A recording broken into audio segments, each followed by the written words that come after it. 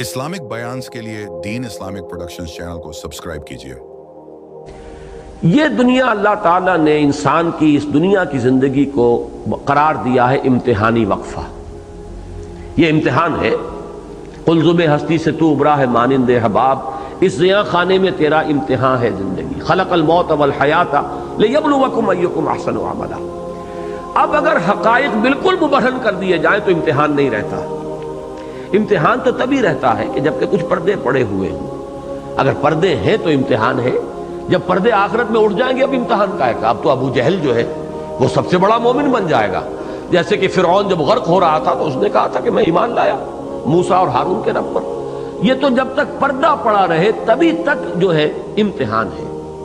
تو اللہ تعالیٰ اپنی کتابوں میں بھی، اب یہ ذرا بات آپ کو عجیب سی لگے گی لیکن اس پر غور کیجئے، ایسی گنجائشیں چھوڑتا ہے اپنی وحی میں بھی کہ اگر کسی کے اندر کجی ہے، زیغ ہے، وہ گمراہی ہی کا طالب ہے تو اسے بھی کہیں پر اپنی اس بات کے لیے کوئی سہارا مل جائے۔ یہ بات بہت غیر معمولی بات ہے جو میں کہہ رہا ہوں، لیکن اس پر غور کیجئے کہ قرآن مجید نے جو اپنی شان بیان کی ہے، یضل بہ کثیرا ویہدی بہ کثیرا، اللہ اسی قرآن کے ذریعے سے بہتوں کو گمراہ کرتا ہے اور بہتوں کو اس کے ذریعے سے ہدایت دیتا ہے۔ وما یضل بہ الا، پھر بہی آ رہا ہے بار بار اس قرآن کے ذریعے سے، یضل بہ کثیرا ویہدی بہ کثیرا، وما یضل بہ الا الفاسقین الذین ینقضون عہد اللہ من بعد میثاقہ ویقطعون ما امر اللہ بہ ان یوصل ویفسدون فی الارض۔ ہاں، اللہ تعالیٰ ہدایت وہ گمراہ نہیں کرتا مگر صرف ان کو جو پری کوالیفائی کیے ہوئے ہوں کہ ان کے دلوں میں زیغ ہے، کجی ہے، اور وہ اللہ کے ساتھ عہد کیے ہوئے جو ہے انہیں توڑتے ہیں۔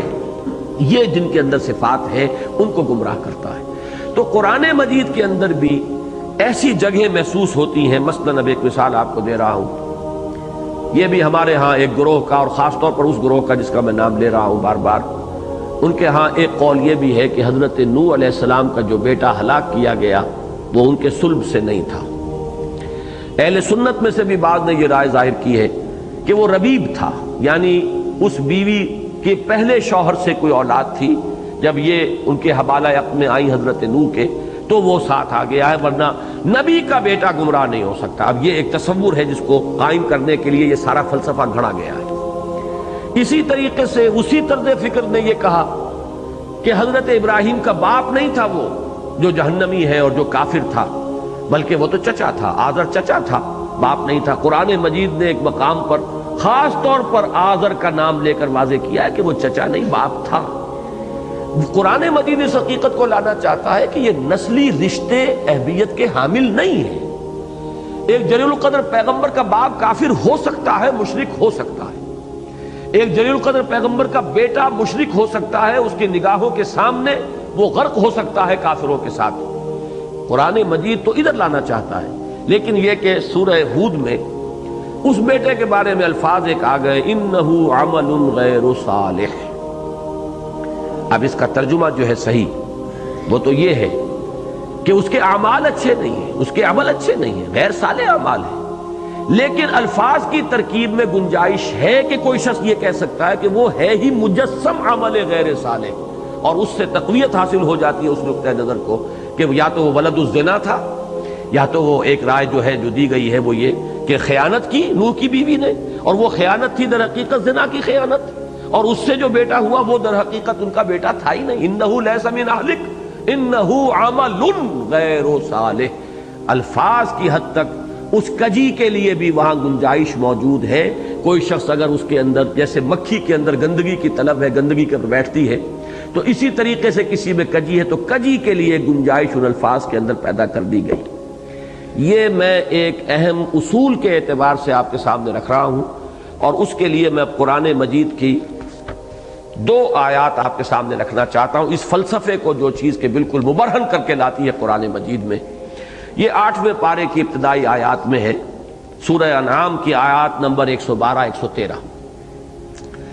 فرمایا گیا وَكَذَلِكَ جَعَلْنَا لِكُلِّ نَبِيٍّ عَدُوًّا شَيَاطِينَ الْإِنسِ وَالْجِنِّ یوحی بعضهم الی بعض زخرف القول غرورا وَلَوْ شَاءَ اللَّهُ وَلَوْ شَاءَ رَبُّكَ مَا فَعَلُوهُ فَذَرْهُمْ وَمَا يَفْتَرُونَ وَلِتَصْغَى إِلَيْهِ أَفْئِدَةُ الَّذِينَ لَا يُؤْمِنُونَ بِالْآخِرَةِ وَلِيَرْضَوْهُ وَلِيَقْتَرِفُوا مَا هُمْ مُقْتَرِفُونَ صدق اللہ العظیم۔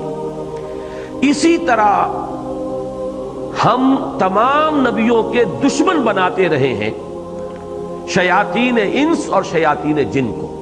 اللہ تعالیٰ اپنی طرف منسوب کر رہے ہیں کہ ہر نبی ہر رسول کے لیے دشمن ہم نے کھڑے کیے، شیاطین انس اور شیاطین جن، انسانوں میں سے بھی اور جنات میں سے بھی۔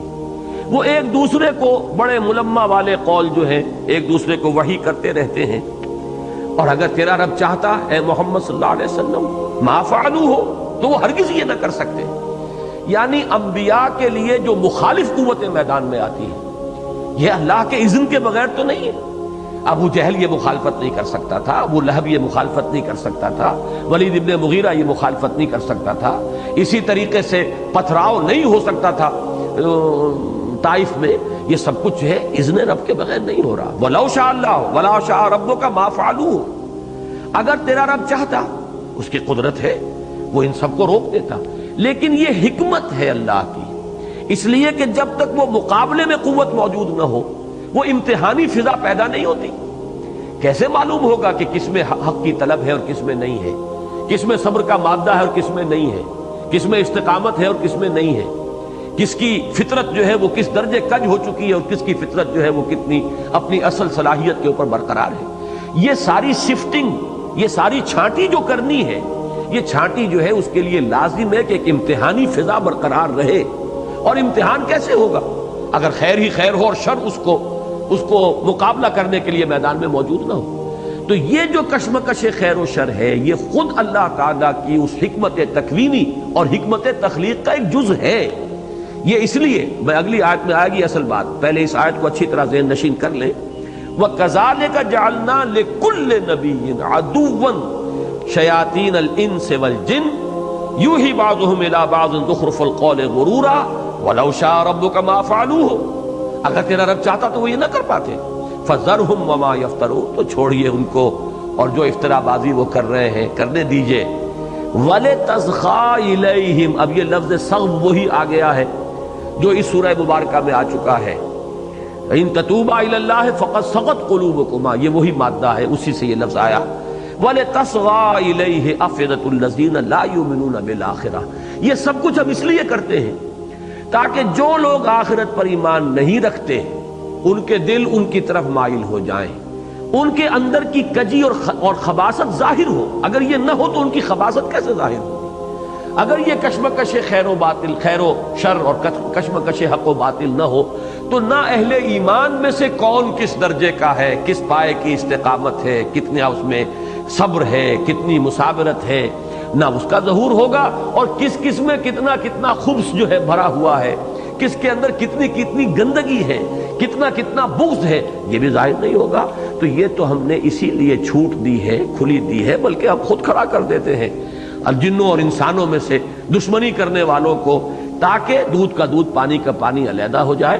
جیسے میگنیٹ ہوتا ہے، وہ میگنیٹ آپ نے رکھا، وہ لوہ چون جو ہے وہ سارا اس کی طرف کھینچ آیا۔ تو یہ ہم نے اس لیے کیا ہے کہ جن کے دلوں میں زیغ ہے، جن کے دلوں میں کجی ہے، جن کے دلوں میں آخرت کا یقین نہیں ہے، وہ ادھر مائل ہوتے چلے جائیں، وہ یکجا ہو جائیں، وہ ادھر سمٹ جائیں، وہ ایک گروہ کی شکل میں نمایاں ہو جائیں۔ وَلِتَصْغَىٰ إِلَيْهِ أَفْئِدَةُ الَّذِينَ لَا يُؤْمِنُونَ بِالْآخِرَةِ وَلِيَرْضَوْهُ وَلِيَقْتَرِفُوا مَا هُمْ مُقْتَرِفُونَ، اور تاکہ وہ اس پر مطمئن ہو جائیں، راضی ہو جائیں، پھر جو کمائی انہیں کرنی ہے کریں، جو خباثتیں انہیں کمانی ہے کمائیں، جو بھی برائیاں انہیں اپنے نامہ اعمال میں درج کرانی ہے کرائیں۔ یہ ہے وہ حکمت تبلیغ، یہ ہے وہ حکمت تخلیق جس کے تحت اللہ تعالیٰ کجی کے لیے بھی کوئی نہ کوئی دنیا کے اندر کوئی اس کے لیے سامان، اس کے داعی، اس کی طرف دعوت دینے والے، اس کی طرف میلان پیدا کرنے والے، اس کی طرف رجحان پیدا کرنے والی قوتیں جو ہیں وہ اس دنیا کے اندر برقرار رکھتا ہے۔